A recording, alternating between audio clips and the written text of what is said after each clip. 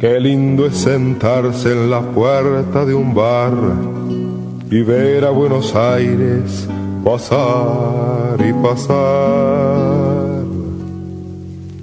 Pasa un cartero en bicicleta con telegramas color violeta, un patrullero de la policía que busca un chorro hace 15 días.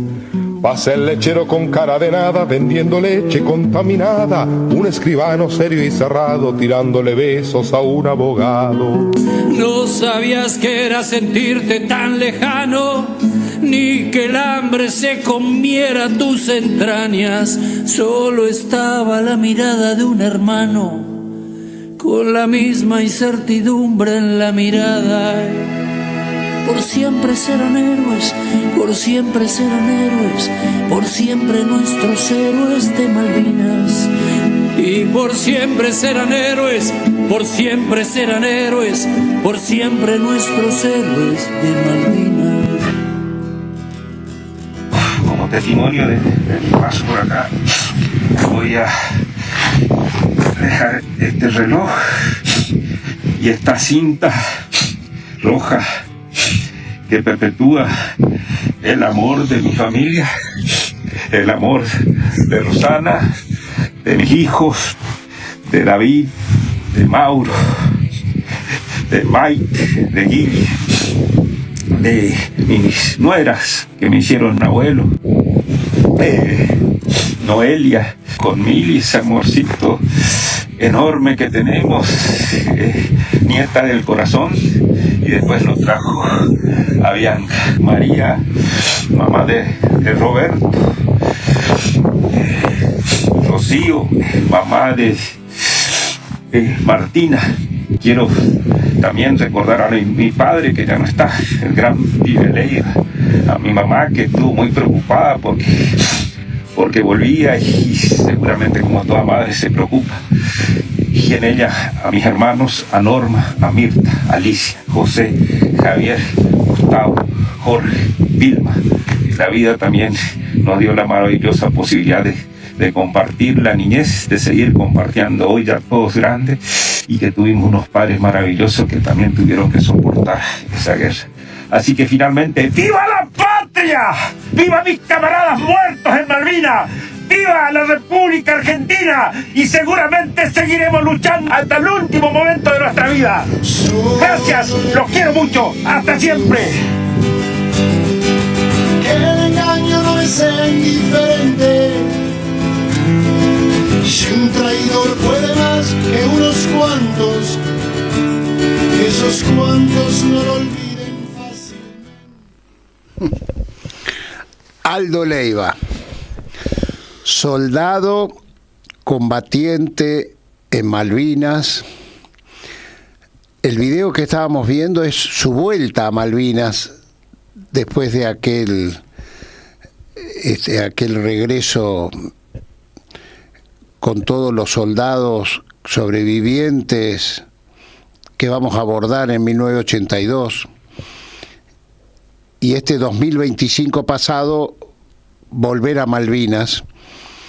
Aldo, es un orgullo para mí conversar con él, de una familia con mucho sacrificio, que a los 19 años, tenías, Aldo, 19 años fue convocado para ir a combatir, y en estos tiempos actuales de vuelta, de olor a pólvora y de querer meternos en una guerra que no tiene nada que ver con nosotros, y que, bueno, ninguna guerra es buena, pero quiero preguntarte, Aldo, ¿qué es la guerra? En principio, Eduardo, para quienes creemos en algo superior, creemos que está el cielo y que está el infierno. Yo, en lo personal, definí desde siempre que la guerra, sin ninguna duda, es el living de ese infierno, por todo lo que implica en cuanto a muerte, destrucción, dolor. Y son decisiones que también, no me canso de decir, son tomadas por hombres o mujeres que no combaten, que no mandan sus hijos al campo de batalla y que su único objetivo tiene que ver con oscuros intereses, como sin ninguna duda lo tenía Galtieri, que pretendía perpetuarse en el poder, y lo mismo ocurrió con Margaret Thatcher, una mujer que debió haber sido juzgada como criminal de guerra por el hundimiento del crucero General Belgrano. Pero bueno, también, como suele suceder, los poderosos no son juzgados, pero también, como te decía, que yo creo que los que por ahí zafaron de la justicia del hombre no van a zafar a la justicia divina. Pero en conclusión, la guerra es una tragedia, la guerra es, insisto, muerte, destrucción, y para quienes sobrevivimos es una herida que lo vamos a llevar hasta el último día de nuestras vidas. Cuando vos llegás a Malvinas, llegaste con una gran ilusión, seguramente, ¿no? Y a partir de que vos llegás con esa ilusión, contame qué va pasando. Bueno, la ilusión arranca cuando el 2 de abril nos enteramos que se había recuperado la isla. Ahí había toda una algarabía, era un sentimiento muy fuerte que teníamos, y la verdad que no conozco a ningún soldado que haya estado que no tenía deseos de ir.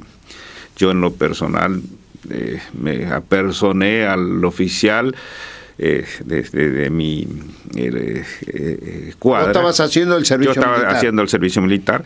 ¿En dónde? ¿En qué guarnición? En Monte Caseros, en la provincia de Corrientes. Y si me permití, vuelvo un poquito hacia atrás, porque nosotros el 31 de marzo íbamos a salir de licencia.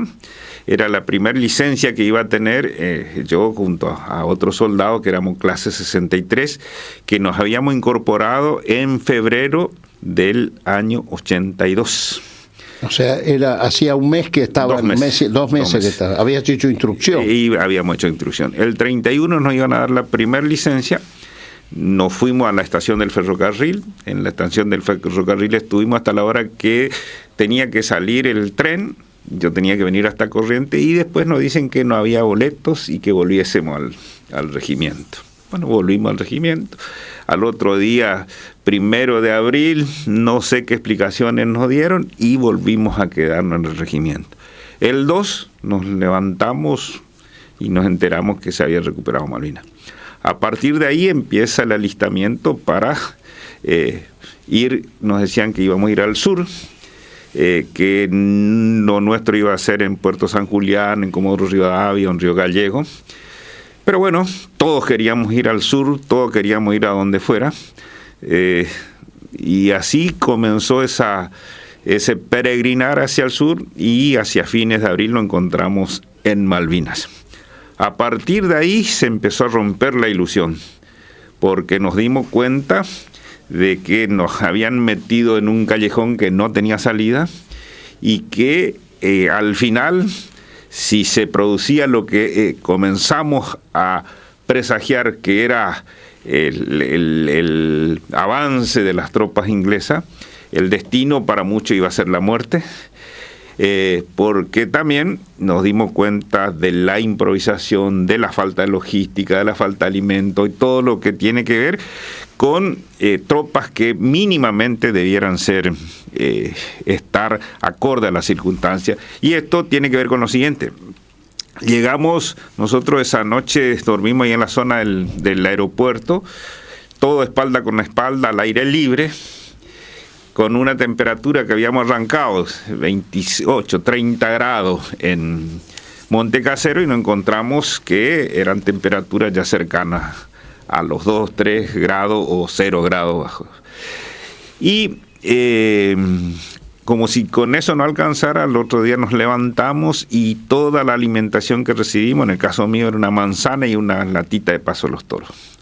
ahí nos empezamos a dar cuenta de que esa ilusión que teníamos era algo que indudablemente estaba lejos de lo que pensábamos, y cuando fuimos avanzando hacia el lugar donde debíamos posicionarnos en los cerros, la situación se hizo aún mucho más complicada, mucho más difícil, porque por ahí se dice, bueno, sí, estábamos en una guerra, y en una guerra uno se va dispuesto a todo, sí, eso es cierto. Ahora, lo que no deja de ser cierto es que si una guerra se supone que hay camiones para el traslado, se supone que hay helicópteros para trasladar también a las tropas, el equipamiento, nada de eso hubo.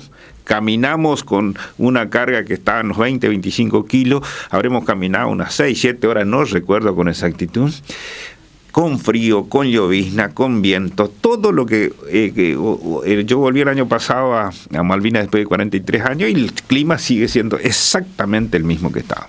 Entonces, esa ilusión de la que hablábamos se comenzó a romper, y ni hablar con los días sucesivos. Cuando vos partís para Malvinas, ¿cómo es tu familia? O sea, vos le avisás a tus padres. ¿Cómo es la reacción de tu familia en el momento de que vos te vas para allá? Mi familia no sabía absolutamente nada.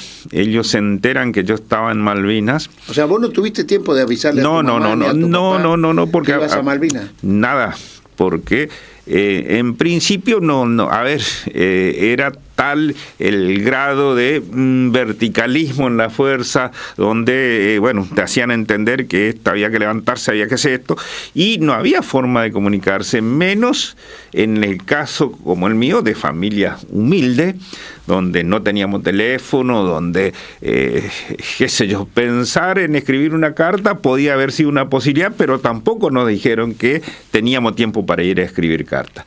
La única carta que ellos recibieron de mi parte fue el 1 de junio, que yo le había escrito hacia el 25 de mayo, y le comentaba que estábamos en Malvinas, le comentaba que estábamos en una situación complicada. Mi mamá tenía la carta durante mucho tiempo, creo que la conserva aún, donde le explicaba que había estado en Malvinas. Desde el 1 de junio, desde abril a junio, ellos no sabían absolutamente nada de mí. El 1 de junio reciben la carta, y ahí hubo un periodo que fue el peor, que fue el de los combates finales, donde ellos se vuelven a enterar de mí el 19 de junio, que es otra historia que más adelante te voy a contar. Eso ya había terminado la guerra. El 14 sí, claro, sido... pero pasaron la incertidumbre desde abril a junio. Y de junio a estar con tu familia, ¿qué te decía tu madre de esos tiempos que ya había empezado la guerra y ya no sabía nada de vos?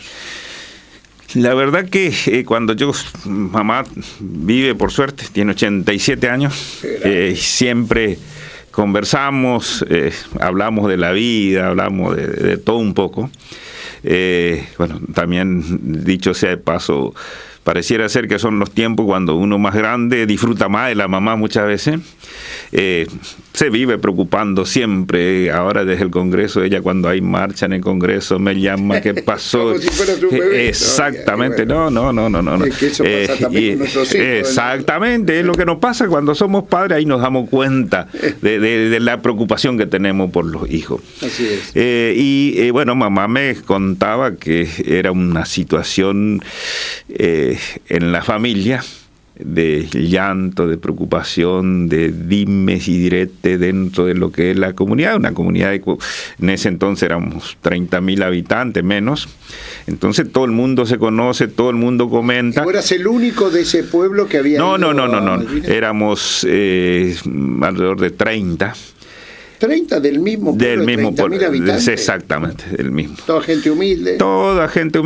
Toda gente, yo siempre digo, ahí estábamos los Leiva, los Gómez, los García, los Insaurralde, pero es duro de la esto. aristocracia chaqueña Nadie, bueno, vas a encontrar ni chaqueña ni correntina, ni de ninguna parte del país no vas a encontrar el hijo del principal comerciante o del principal empresario o del jefe del regimiento o del jefe de la policía.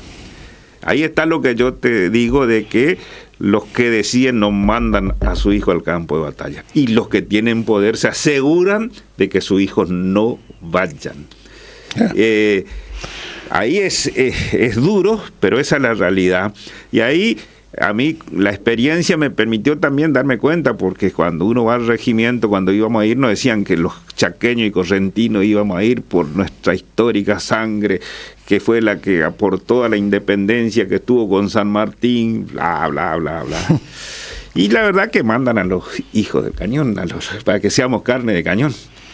Esa es la verdad. Y cuando hacemos un repaso de todos los caídos, nos vamos a encontrar casi con seguridad que no hay ningún herido, ningún averiado de alguien que sea descendiente de algún poderoso.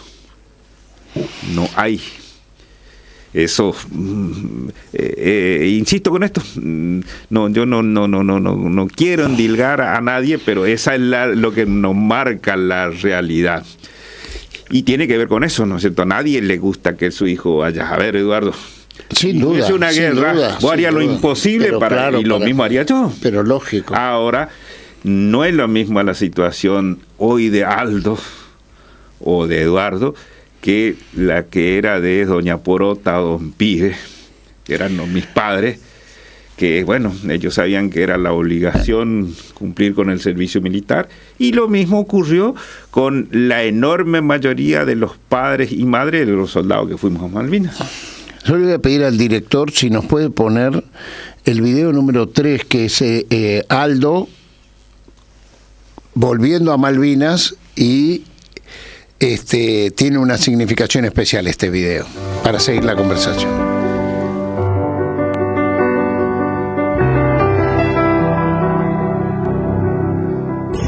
Sabía que no iba a ser fácil encontrar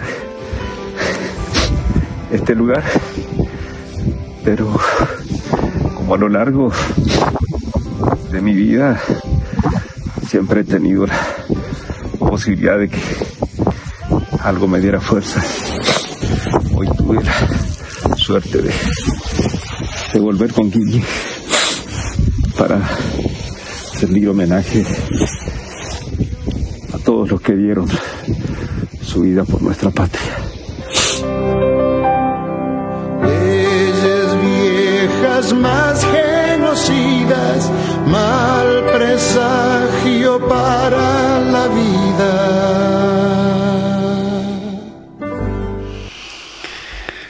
Volver a Malvinas, ¿no?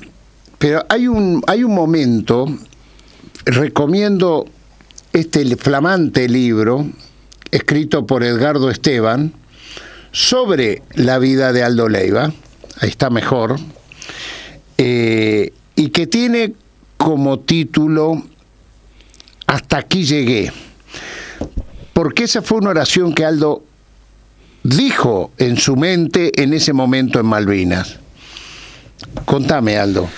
Primero, Eduardo, déjame agradecer a Edgardo, hermano de la vida, que lo combatiente de Malvinas. Combatiente de Malvinas, injustamente atacado, calumniado, un enorme ser humano, y que la vida me dio la posibilidad de conocerlo después de Malvinas, después de mucho tiempo, que bueno, a partir de ahí iniciamos una amistad que la verdad que la fortalecemos día a día, y que entre esos encuentros, un día hablando con él... Con Aldo has vuelto, con Edgardo has vuelto a Malvinas con un hijo de él y tu hijo. Exacto. Y un hijo tuyo. Sí, así que... ¿Volvieron en esta experiencia? ¿Hará 3 meses? No, fue 8 o 9 meses de ser, porque fue en junio del 2025. Miren qué experiencia, ¿no? 2 combatientes que vuelven a Malvinas después de ¿cuántos años? Yo 43, Edgardo había vuelto en otras oportunidades por... 43 años de que termina la guerra, vos volvés con tu hijo. Con uno de mis hijos, así que... Qué experiencia. No, una cosa... increíble. Yo siempre cuando llega esta época del 2 de abril, siempre y como que me sensibiliza mucho la fecha. Siempre creo que, bueno, ya es una etapa superada, pero inexorablemente cuando hablo de estas cuestiones es una cosa que me sensibiliza muchísimo. Por eso en el video, que la verdad que mi hijo es el que me filmó, yo la verdad que perdí la noción del tiempo cuando estaba en ese momento, porque ahí donde llegué era mi posición.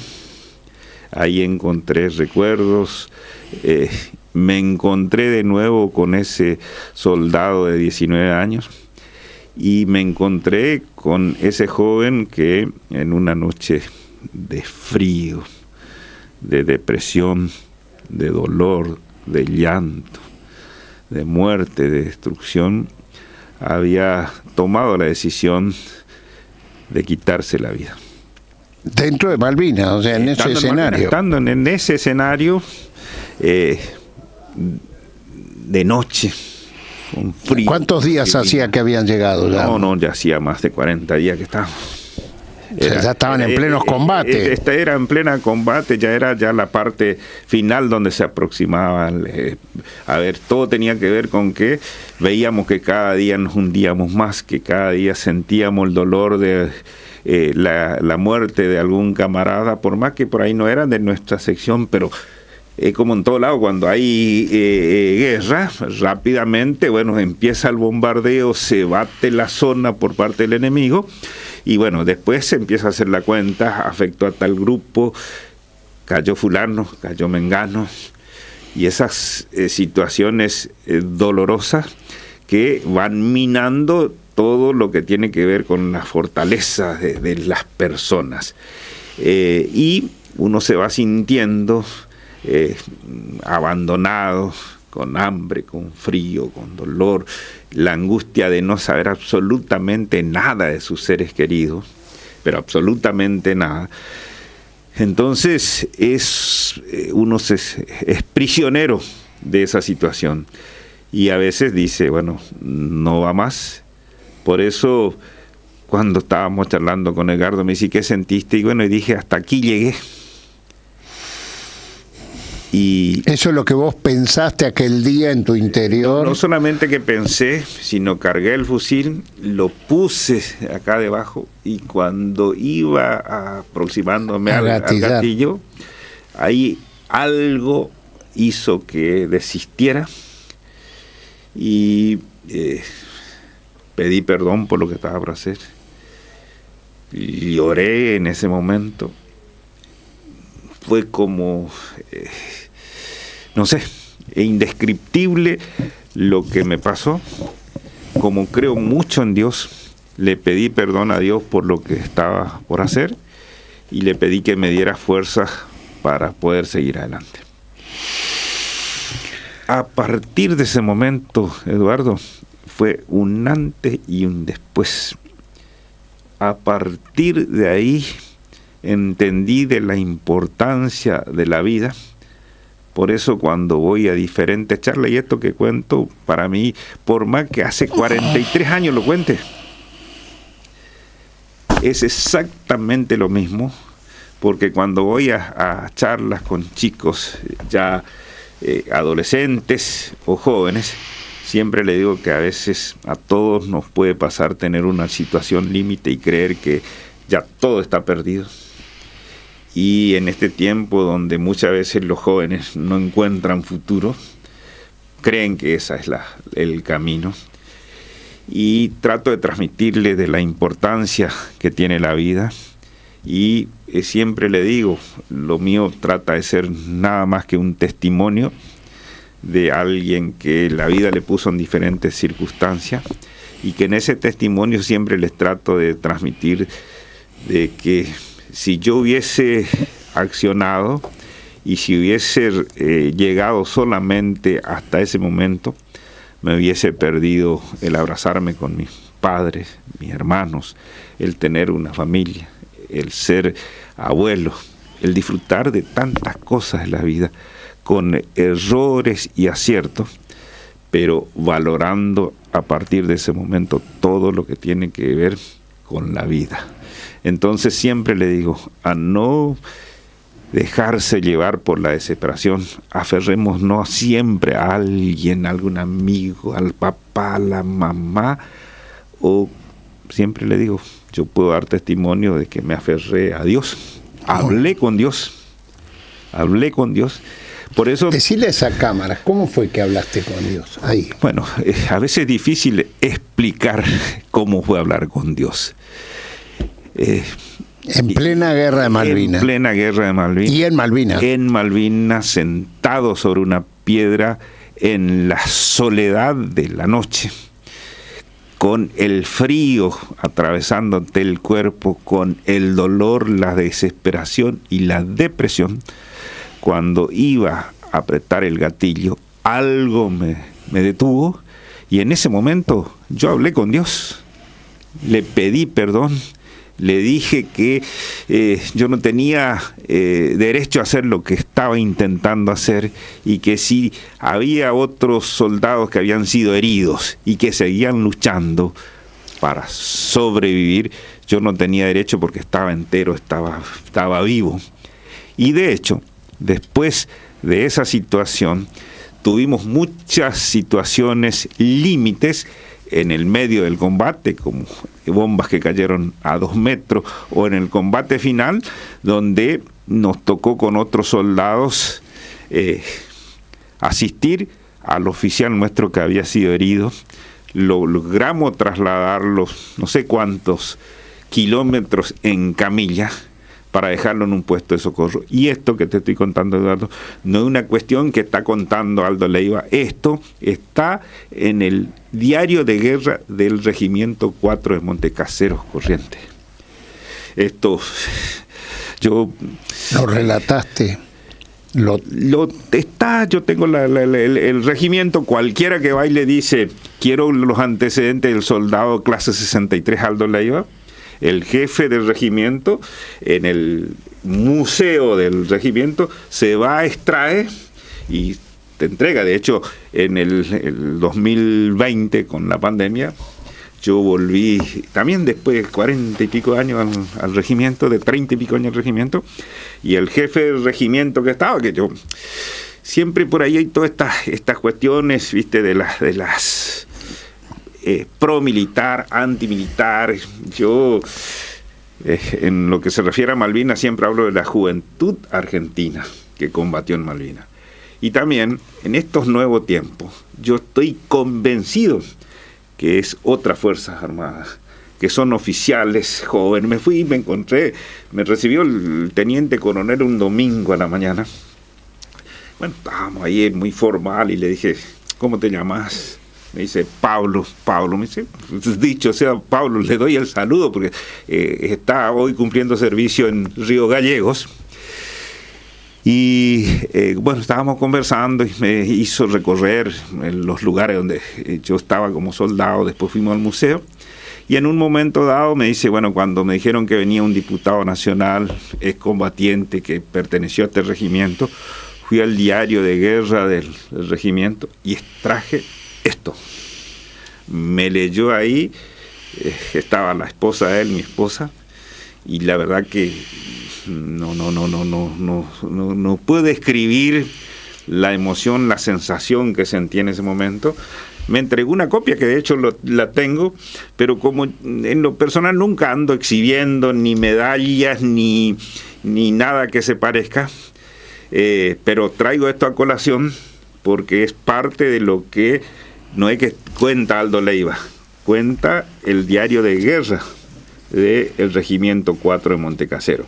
Y a su vez, hace unos años atrás me reencontré con este oficial, me reencontré con el suboficial. Hoy tenemos un grupo de camaradas que somos parte de ahí, que bueno, cada 2 de abril, cada por ahí en el cumpleaños, algunos nos juntamos, nos emocionamos, lloramos. ¿Cuántos? Contamos. Vos contaste que tu pueblo fueron 30 y pico. Sí. ¿Y cuántos volvieron? No, tuvimos la suerte de volver todos. Uy, qué bueno. De mi pueblo volvimos todos. ¿Y se juntaban después de los 30 y pico? Yo soy el presidente fundador del Centro de Veteranos de Guerra de San Martín.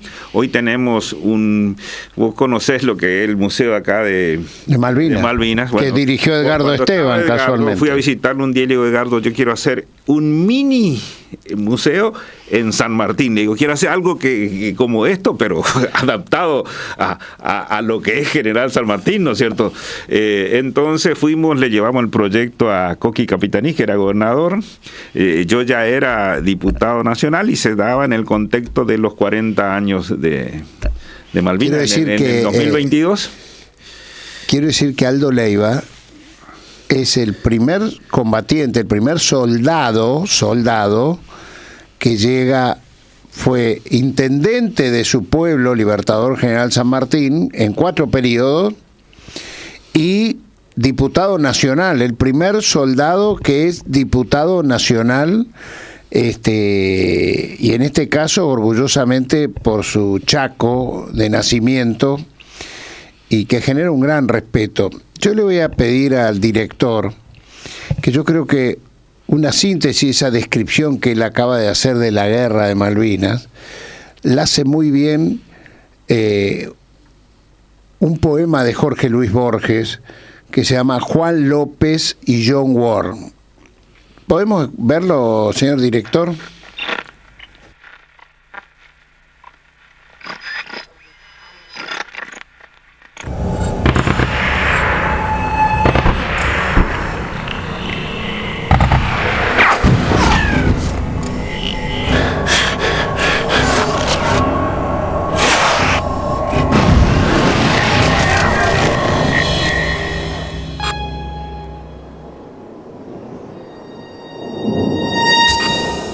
López había nacido en la ciudad junto al río Inmóvil. Ward en las afueras de la ciudad por la que caminó Father Brown. Había estudiado castellano para leer el Quijote.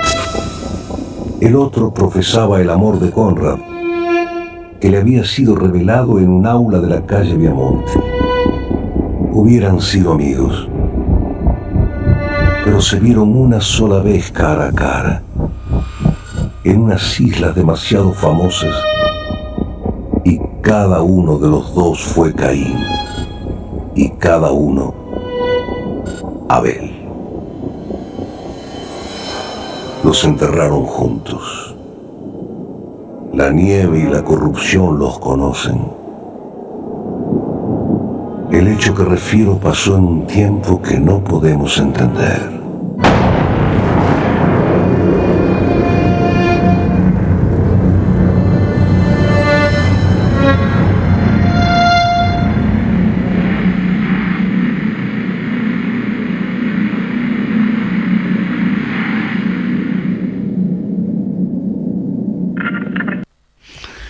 Impresionante cómo Borges lo sintetizó en ese poema, ¿no? Es que los grandes suelen hacer estas cosas más allá de que podamos coincidir o no, pero desconocer la grandeza de Borges, desconocer nuestra historia. ¿Sabes por qué me animé a decir esto? Porque vi tus ojos, Aldo, cuando escuchabas el relato, y si no hay mejor forma de describir algo cuando toca el alma del que recibe, ¿no? Y me parece que ahí lo acabo de comprobar. A mí ya me había pasado, pero vos estuviste ahí, y él imagina una situación entre un joven inglés y un joven argentino. Una imaginación, pero tan exacta, tan cercana a la realidad, una cosa que genera piel de gallina, y que es la realidad de la tragedia de las guerras. Y viendo ahí, la verdad que me emociona mucho de nuevo ver ahí los cascos, sí, claro, todos esparcidos. ¿A vos te tocó combatir en la batalla final? A mí me tocó combatir en la batalla final, exactamente. Fue una de las primeras posiciones que toman los ingleses en el avance final. Yo estaba de guardia en ese momento, así que cuando comienza el tiroteo, el avance, era una cosa donde uno, durante los combates nocturnos, se utilizan las municiones trasantes, que es en la que se ve el recorrido del proyectil. Entonces uno, siempre digo, viste como se ven en las películas donde pasan las municiones. Bueno, nosotros estábamos en esa posición, respondimos desde nuestra posición, no sé cuántos tiempos habremos estado, y después viene la orden de repliegue, que la orden de repliegue era nada más y nada menos que abandonar la posición y trasladarse hacia la parte posterior, que era avanzar hacia Puerto Argentino. En ese transcurso se da que venían los ingleses y había tropas argentinas detrás nuestra. Entonces hubo un momento en que había fuego cruzado de los ingleses que nos atacaban y de las tropas argentinas que repelían a los ingleses y nosotros en el medio. Esa fue una de las situaciones que nos tocó vivir a nosotros como Regimiento 4 y bueno, los soldados que estábamos ahí en ese momento. ¿Y la vuelta cómo fue? La vuelta de la guerra. La vuelta fue... yo volví en el Canberra, como volvimos la mayoría. El Canberra, entre otras cosas, habían dicho que lo habíamos hundido. Eso decía la prensa de entonces. Bueno, llegamos a Trelew. Ahí la gente, pueblo, avanzaba sobre la guardia militar y nos agarraba y nos cargaban los autos y nos llevaban a la casa. Yo, si vos me preguntás qué lugar, no tengo la menor idea. No. Lo que sí recuerdo es que en ese domicilio nos atendieron, nos dieron de comer y después nos dice el dueño de casa si teníamos para llamar por teléfono y yo le digo, en mi casa no hay teléfono, pero me acuerdo un domicilio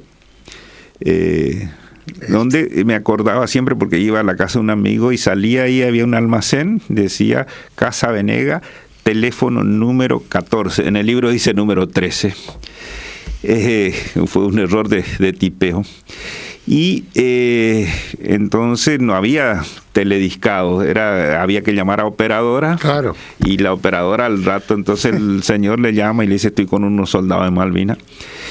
Y estos vivimos una situación muy especial la vez pasada cuando presentamos el libro en mi pueblo, porque no solamente estaba mi mamá, sino estaba el joven que en esa oportunidad había atendido el teléfono.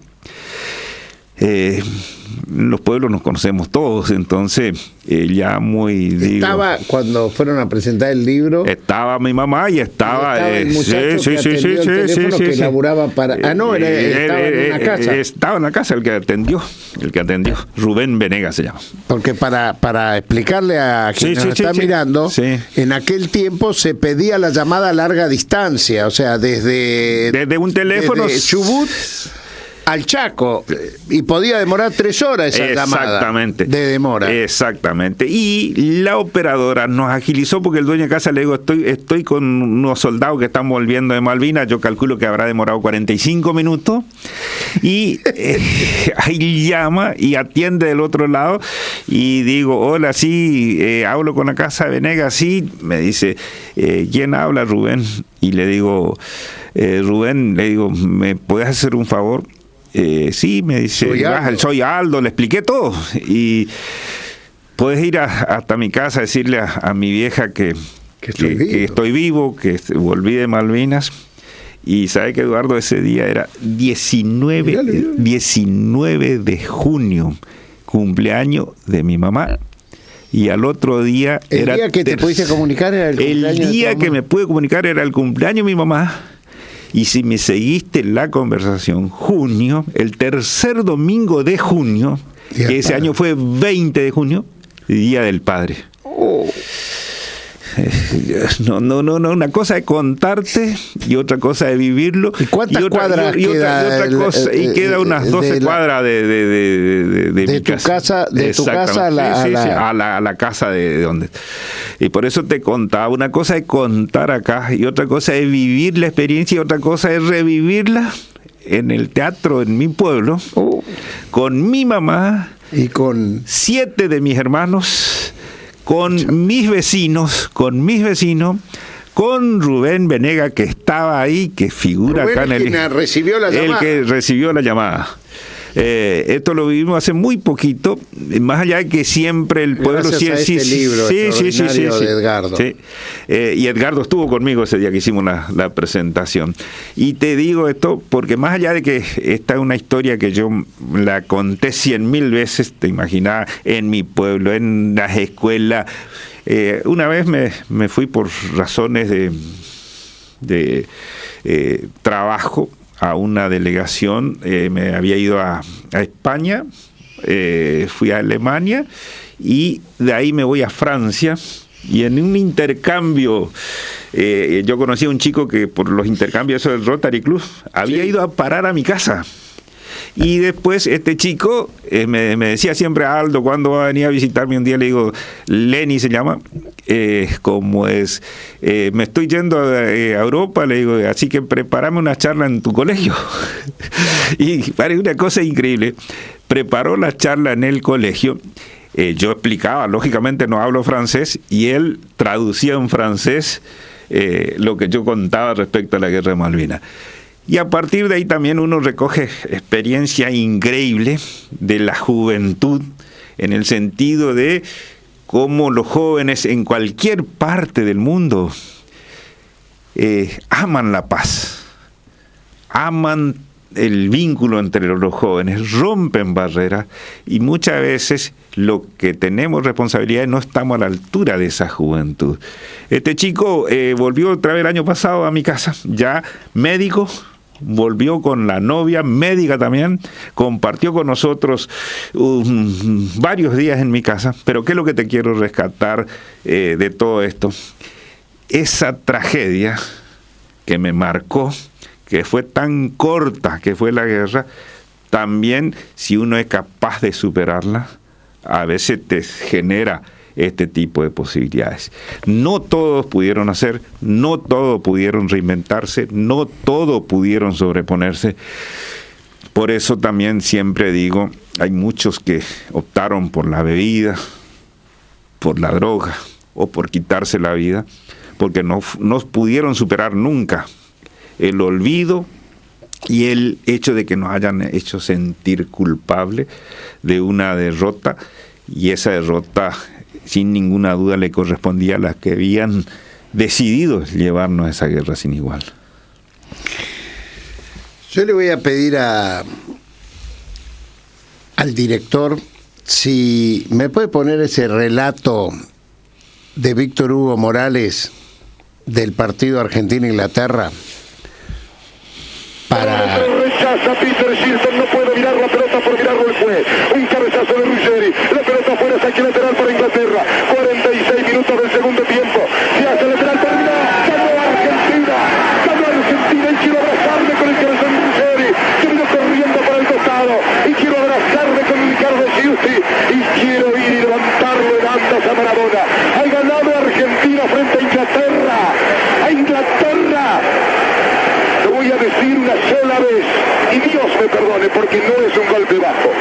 Por todos los pibes que no pueden gritar esta victoria. Argentina 2, Inglaterra 1.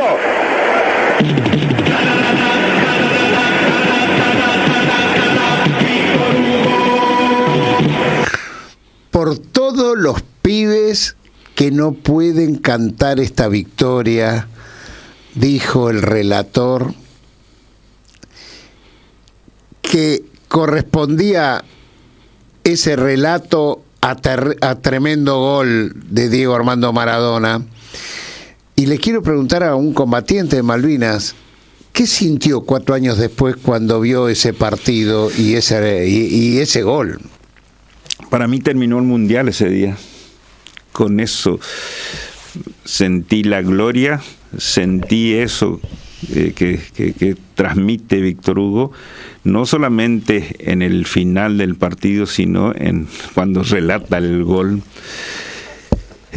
Cualquiera hubiese sido el resultado ahí en adelante, para mí estaba terminado con ese triunfo inolvidable, que seguro que fue un partido de fútbol y nada más, pero en el fondo fue una caricia al alma lo que hizo Diego, lo que hizo la selección, y tan bien coronado con el relato de Víctor Hugo en el gol y en el final del partido. Yo creo que por algo esto es inmortal, por algo se repite y se repite y se repite, hasta que aquellos que lo persiguen a Víctor Hugo, lo descalifican, lo atacan, le tratan de todo, no van a buscar el relato de José María Muñoz ni de los otros relatores que estaban en ese momento, van al relato de Víctor Hugo. Y esta es una cuestión que creo hoy día que es universal, el relato, y ni hablar el gol, y ni hablar lo que significó para Argentina ese triunfo. Le hemos agradecido a Edgardo Esteban haber escrito este gran libro sobre la vida de Aldo Leiva. Edgardo también está presentando La Última Batalla, este libro, y en homenaje a Edgardo y todo lo que nos ha regalado con el libro sobre Aldo, encontré una perlita, que es cuando Cecilia Roth lee la carta que Edgardo le mandó a su mamá, y en homenaje a él y a este gran libro que también está presentando en este tiempo, con prólogo de León Gieco, Hernán Brienza y Pedro Saborido. Mirá qué línea media se encontró Edgardo, ¿no? Sí, ¿qué me querés decir? Yo también quiero agradecer a Hernán Brienza, porque él también hizo el prólogo de este libro. Y si me permitís... Hernán, vamos a detenernos en el gran Hernán, sí, ¿no? Quizás una de las plumas de su generación, creo... Yo desde el Loco Dorrego lo adopté como sale un libro de Hernán y voy corriendo, y si lo puedo disfrutar en mi ciudad, la ciudad de Buenos Aires, Hernán Brienza, lo trato de disfrutar. Amigo de mi amigo el Oso Charlie, uno de los inspiradores de este Café Las Palabras, y me alegra que también haya prologado este libro. Y te comento 30 segundos, porque acá... En el libro estamos hablando del libro de Edgardo, La Última Batalla. Ahí está la foto. Pero esto, ¿sabes qué esto es, Eduardo? El documento que él tenía y que lo perdió en el Canberra, y que después, en el año 2020-21, aparece en una subasta en el Reino Unido. Y Edgardo, a partir de ahí, inició una batalla judicial para que le restituyan, porque estaba a la venta como trofeo de guerra, no sé qué habrá pensado. Ahí intervino la policía neoyorquina, todo un procedimiento, y Edgardo pudo recuperar su credencial de combatiente, de soldado, que todos los que prestamos servicio militar obligatorio, bueno, cuando fuimos al regimiento nos daban esta credencial. Él lo perdieron y estaba en venta en Londres, y después de 40 años lo pudo recuperar. La verdad que bien merecido esta última batalla, que bueno, yo le digo, bueno, es la última, pero empiezan seguramente nuevas batallas de cara al futuro.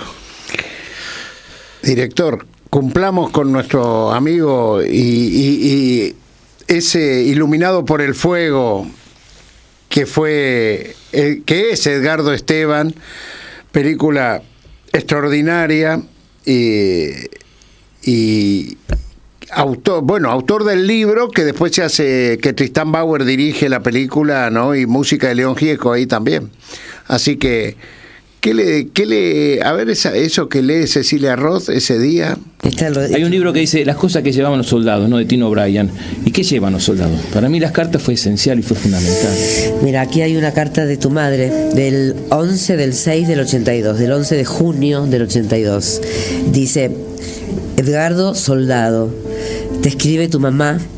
Hoy es el día que llegó el papá y espero que no haya... ¿No? El Papa. El Papa, Sí. el Papa, que no Eso sí no veo. haya Que no haya... para que todo esto termine. Que esto termine. ¿De qué hable? que para que todo esto termine. Sí.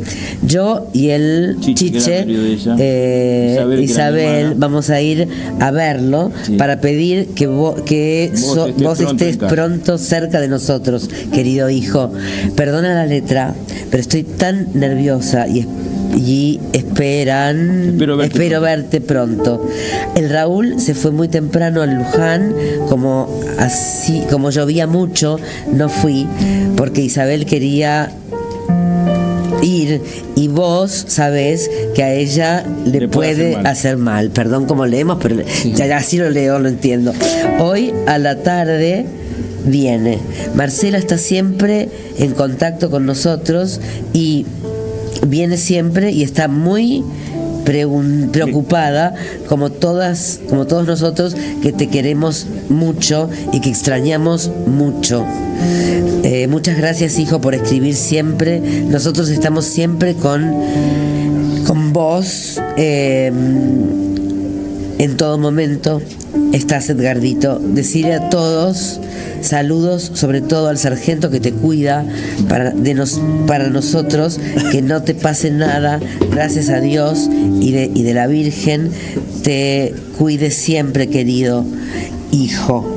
Te quiero mucho, espero verte pronto, si no estamos juntos para tu cumpleaños. Te deseo un feliz día, con un gran beso, y espero que el año que viene estemos juntos. Este es el segundo año. Sí, que estás lejos. Que estás lejos de mí. Yo tengo fe que pronto vas a estar aquí en tu casa, que te espera siempre a cada hora. Creo que tu voz que me llamó mamá, estoy aquí. No quiero llorar porque sé que pronto te voy a ver y te estoy esperando con mate, lo que a vos te gusta. Todos te queremos y rezamos por vos y todos los que allí están. Por favor, cuídate mucho, mi querido soldadito. Con todo mi cariño, tu madre, que verte pronto desea. Hasta muy pronto. Besos y un gran abrazo de tu mamá, que te espera siempre, te quiere ver siempre. Por favor, vení. Te quiero mucho, mamá, que espera ver a su querido hijo rubio hermoso. Te quiero. Cuídate, por favor. Mamá espera verte. Oh, qué maravilla, ¿no? ¿Y mamá? ¿Papá? Mamá, ¿Tus hermanos, tus hijos? una luchadora increíble. Hay una parte del libro que está dedicada a Doña Porota. En esas charlas que solemos tener con mamá, y vos sabés que estas son las cuestiones que a veces, como uno está en la política expuesto, a veces es tanta la crueldad de algunos sectores pero bueno, yo estoy acostumbrado a estas cosas, pero a veces tan injusto, porque el hecho de que a veces uno venga de una familia tan humilde, como que hay sectores que no perdonan esto. Cuando charlo con mamá me dice: hijo, vos no tenés idea, cuando estábamos en el medio del monte, yo ni soñaba que iba a poder tener luz eléctrica algún día, menos que iba a tener un piso, una casa. Y todo eso que es, la verdad, es una casa humilde que tenemos, humilde desde el punto de vista de cero ostentación, y que la casa tiene más de 30 años de construcción, pero una guerrera tremenda, una dignidad para enfrentar la vida y una fortaleza para bancar a la familia, porque ella fue la que puso el hombro en esos momentos, con mis hermanos, todos en ese momento jóvenes, y mi viejo, un hombre curtido por el sol, que lo único que sabía era trabajar y transmitir desde el ejemplo.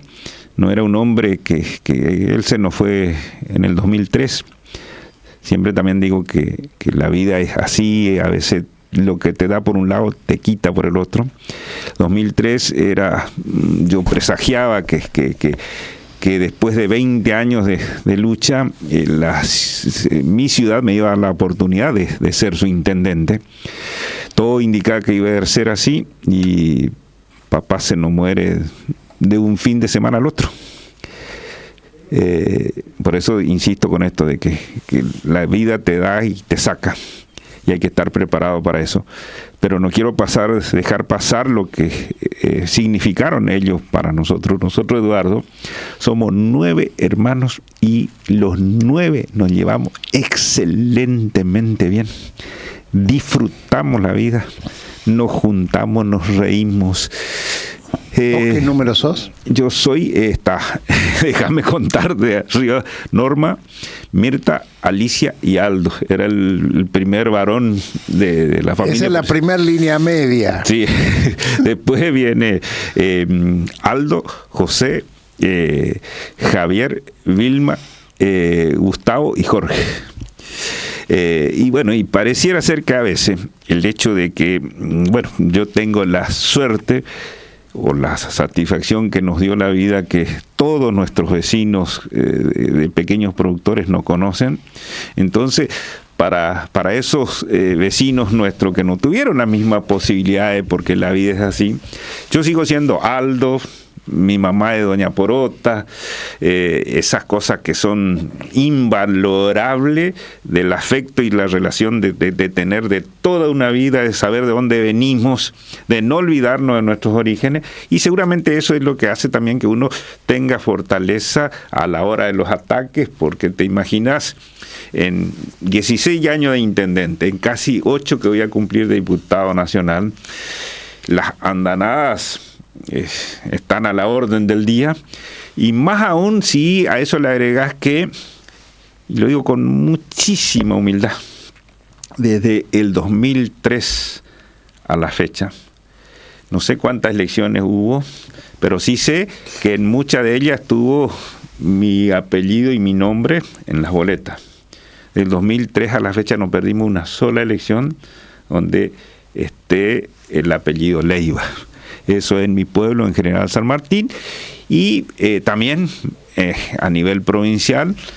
Hay que rendir examen de tantos años de vida política en cada elección, en un pueblo chico. Y aparte nos conocemos todos, entonces es más difícil todavía, porque se hace la política de manera diferente, que es más presencial. La gente conoce de ahí. Insisto con esto, yo me acostumbré siempre a hacer Aldo, siempre le digo cuando me dicen intendente, en su momento diputado, le digo no, Aldo nomás, porque los cargos dura lo que el título del cargo dura lo que dura el cargo. Y lo que no perdemos nunca es el nombre que nos dieron nuestros padres. Pero no quiero dejar pasar de hablar de mis padres, que fueron capaces de enseñarnos la importancia de la solidaridad, del amor, del compromiso como familia, y de darnos las herramientas para que pudiésemos, todos los 9 terminamos el secundario. Tengo 2 hermanas que son docentes, tengo un hermano que es ingeniero agrónomo, y yo que soy un abogado frustrado porque hice 2 materias de abogacía Esa fue toda mi performance desde el punto de vista universitario. También siempre traigo a colación esto, Eduardo. Viste que cuando hay un niño o una niña que es brillante en el tenis o en el fútbol, pareciera ser que ese es el modelo a seguir, y eso no es explotación infantil. Ahora, cuando se trata de familias humildes y le encuentran al papá con los hijos cosechando o carpiendo, ahí se expone la explotación infantil. Yo le cargo siempre a mamá, ustedes debieran estar presos con papá, porque nosotros, los 9, desde muy chiquitos, ayudábamos en las tareas del campo, en todo lo que te imaginas, desde carpir, cosechar, ordeñar vaca, hacer queso casero, todo lo que vos te imaginás que se puede hacer en una familia humilde para subsistir y para poder ir a la escuela, la hicimos. Entonces yo no tengo más que palabra de amor y agradecimiento para con mis padres. Y la vida después también me dio la posibilidad de encontrar una mujer con la que vamos a compartir ya el próximo 15 de abril. Vamos a cumplir 37 años de casados, más 3 años de noviazgo, así que 40. Y la vida me dio 4 hijos maravillosos. Los 4 son profesionales. ¿Cuántos varones, mujeres? 3 varones, una mujer, y ahí también siempre me caen porque uno de mis hijos es el actual intendente de mi pueblo. ¡Apa! Fue intendente con 26 años. Mirá vos. Fue reelecto y actualmente sigue siendo el intendente de San Martín y es uno de los intendentes más jóvenes de la provincia. Ahora digo que la mejor prueba, la prueba más dura y de mejor evaluación del ser humano en la política es las intendencias, ¿no? Pero sin ninguna duda. Y más si te naciste y criaste en ese lugar. Pero totalmente, es una cosa dura, difícil, pero también hermosa, si es que uno la hace con pasión, con ganas. No hay nada más lindo que ver realizado el sueño de la gente, de ver que la gente progresa, crece y que muchas de esas cuestiones dependen de las decisiones que uno tome, porque la política es tomar decisiones políticas y las decisiones políticas favorecen o no. Pero bueno, no quiero meterme mucho ahí en eso. Porque sí. ¿Pudiste conocer al Papa Francisco en Roma? Así es, y acá déjame... Pero pará. ¿Pudiste hablar de Malvinas alguna vez con el Papa? Porque él era muy malvinero. Le llevé un obsequio de Malvinas porque,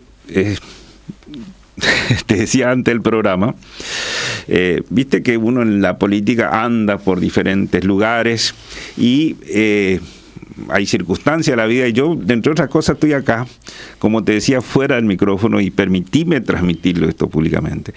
Primero porque, me invitaste.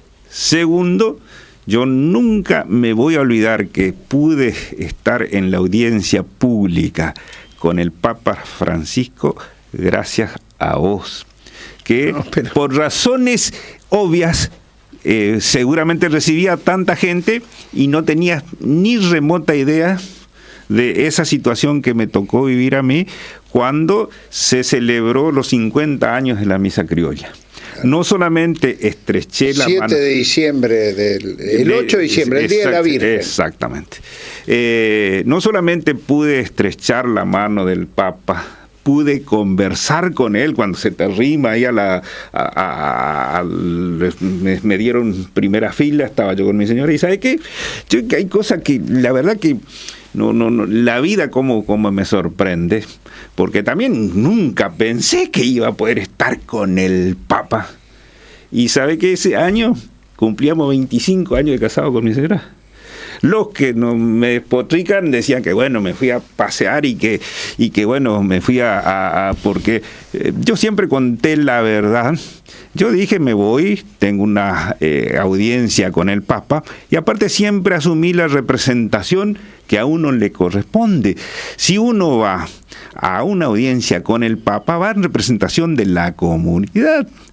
Y a su vez se daba que también estábamos cumpliendo 25 años, entonces yo le dije al pueblo de San Martín, tengo una audiencia con el Papa, una audiencia pública, voy a ir con mi señora, cumplimos 25 años de casado, y bueno, no solamente nos bendijo nuestro matrimonio, le hablé de Malvinas, le entregué un presente que tenía que ver con un regalo que me habían hecho a mí desde un centro de veteranos de guerra, que era un cuadro donde estaban las Malvinas, decían las Malvinas son argentinas, todo lo que implica un presente de esa naturaleza. Bueno, no solamente que el Papa nos habló, nos bendijo, sino también me reafirmó ese concepto de haber sido extremadamente malvinero, y bueno, eso tiene que ver también con las cosas de la vida. Por eso te decía fuera de micrófono, vos no te acordabas, pero yo siempre tuve presente y siempre digo, cuando a mí me tratan bien, yo retribuyo y lo digo, ¿entendés? Porque siempre digo también que el que dice lo que no quiere, el que dice lo que no debe, escucha lo que no quiere. Y si uno trata bien, lógicamente merece recibir ese buen trato. Por eso hoy públicamente quiero agradecerte esa posibilidad que tuve en ese momento de estar con el Papa. Porque, ¿sabes por qué te preguntaba? Porque el Papa, siendo el sumo de los pontífices, se sacó una foto con un cartel que decía diálogo entre el Reino Unido y Argentina por Malvinas, en el año 2015, que se cumplían 50 años de que el Comité de Descolonización de Naciones Unidas había clasificado a las Malvinas como una colonia, un enclave colonial. Así es. Y había planteado de que el Reino Unido tenía la obligación de dialogar con Argentina para descolonizar y entregar, como sucedió con muchos otros lugares geográficos que tenía el Reino Unido como colonia. Y el Papa aceptó posar con ese cartel que reclamaba, y por lo tanto sé de lo que para él significaba Malvinas. Por eso te preguntaba, porque para mí, y acá sí quiero decir, es un orgullo de soldado Aldo Leiva, lo hemos visto, lo hemos conversado, me lo ha contado Edgardo Esteban, que es alguien que está presente permanentemente en esta conversación, y aparte es un gran compañero de la Cámara, del bloque de diputados de Unión por la Patria, y que logra lo que no logramos muchos o ninguno, que es muy respetado en sus opiniones, que siempre por lo general son muy duras con quienes están gobernando. Sin embargo, logra un silencio de parte de... Mirá, ahí lo tenías, el tiempo de diálogo entre Argentina y Reino Unido por Malvinas. Foto extraordinaria, y quiero decir, yo siempre respeto mucho al que se gana el respeto del que no piensa como uno, y en la Cámara de Diputados quiero decir que Aldo Leiva es un primus inter pares entre esos, ¿no? Y eso se gana con conducta, se gana con coherencia, porque vos no le decís cosas lindas a los que gobiernan. Sin embargo, el silencio que se produce es el respeto que uno se ganó, y quizás se lo ganó desde ahí, desde joven, de lo que contaste hoy, Aldo, y que a mí me gustaría que ojalá los que les guste este programa lo reenvíen, lo difundan, lo divulguen en las redes sociales, porque nosotros salimos por las redes sociales, pero con orgullo por este chaqueño que nos fue a defender a todos los argentinos a Malvinas, y que hoy desde una banca en el Congreso Nacional sigue defendiendo, como muy pocos, la soberanía y la justicia social. No es poca cosa en estos tiempos que vivimos. Yo le voy a pedir al señor director pero sobre todo para que lo escuche el presidente de los argentinos en estos tiempos que nos quiere llevar a una guerra que está muy lejos de nosotros, que quizás no nos escuche a nosotros porque pensamos distinto que él y no suele escuchar mucho a los que piensan muy distinto a él, pero quizás a Borges lo escuche. Y me gustaría, señor director, irnos con esta reflexión que hace Jorge Luis Borges sobre lo que significa la guerra. Y le quiero agradecer a Aldo de corazón, pero también para mí Café Las Palabras rinde tributo a un soldado y a un argentino orgulloso de ser su compañero de ideas, de compartir el pan, de compartir la fe y de compartir la visión de país que tenemos. Viva Chaco, viva Argentina. Gracias, Aldo Leiva. Gracias, Eduardo. Esa decisión fue tomada por medio de docenas de militares, posiblemente borrachos, no se consultó a nadie y nadie pensó, estamos en guerra con Gran Bretaña. Se pensó, bueno, estos militares son tan torpes que han inventado esta guerra y el resultado final, bueno, fue feliz ya que tuvieron que llamar elecciones, tenemos una democracia ahora. Ahora, ¿por qué inventaron esa guerra? Nadie sabe. Adolecíamos de 82 generales de servicio activo. Yo no creo que la Unión Soviética tenga 82 generales de los Estados Unidos. Nosotros un país de 27 o 28 millones de habitantes, 82 generales, son gente peligrosísima para el país. Y luego, antes de la guerra hubo algo no menos terrible que la guerra, que fue lo que se llamó la represión. Según el general Camps, el número de desaparecidos, como se decía, era de 30.000. Y el procedimiento era horrible.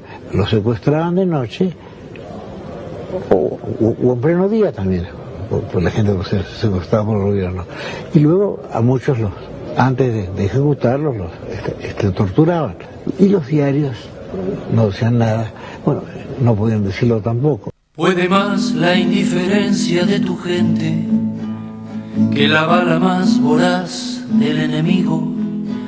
Me pregunto qué pasaba por la mente del infame que te estaqueaba en el frío. Te sacaron de lo hondo de la selva o de algún potrero ingenuo y olvidado. Te sacaron de tu casa y sin abrigo, te largaron en el viento surhelado, te entregaron armas que no conocías, que con suerte cada tanto funcionaban. En un hoyo que cavaste repetías las canciones que creías olvidadas.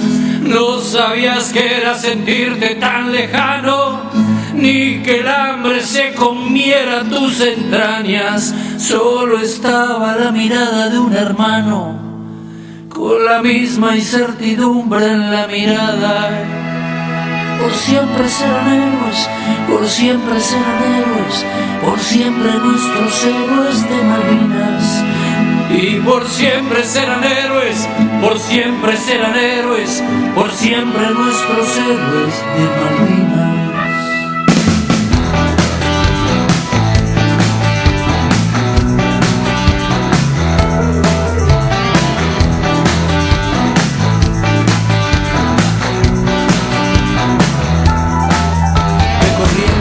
Buenos Aires y del Chaco, desde Córdoba, Mendoza, de La Pampa, desde todas las provincias argentinas, los llevaron para hacer una patriada. Y coraje fue lo que ellos demostraron frente a 1, 2, 3, 4 enemigos. Los ingleses que venían preparados, frío, hambre y a los jefes argentinos, la basura indefinible de esa escoria que soñó con perpetuarse en la Rosada, debería haber sido inmediatamente por sus pares de la gran plaza de Mayo fusilada.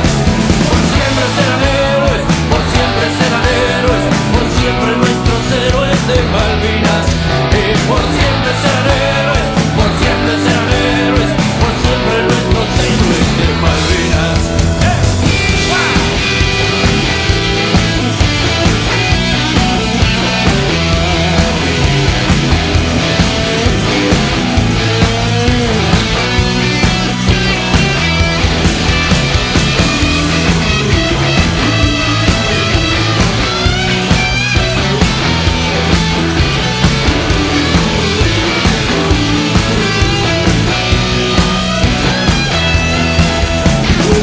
más la indiferencia de tu gente que la bala más voraz del enemigo.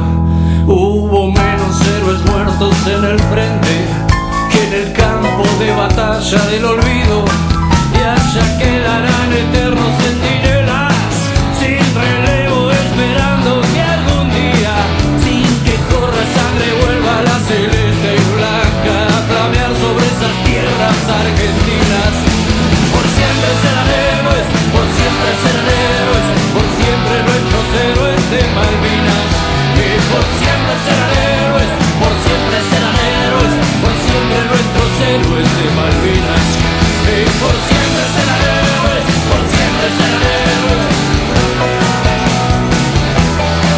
Y por siempre serán héroes, por siempre serán héroes.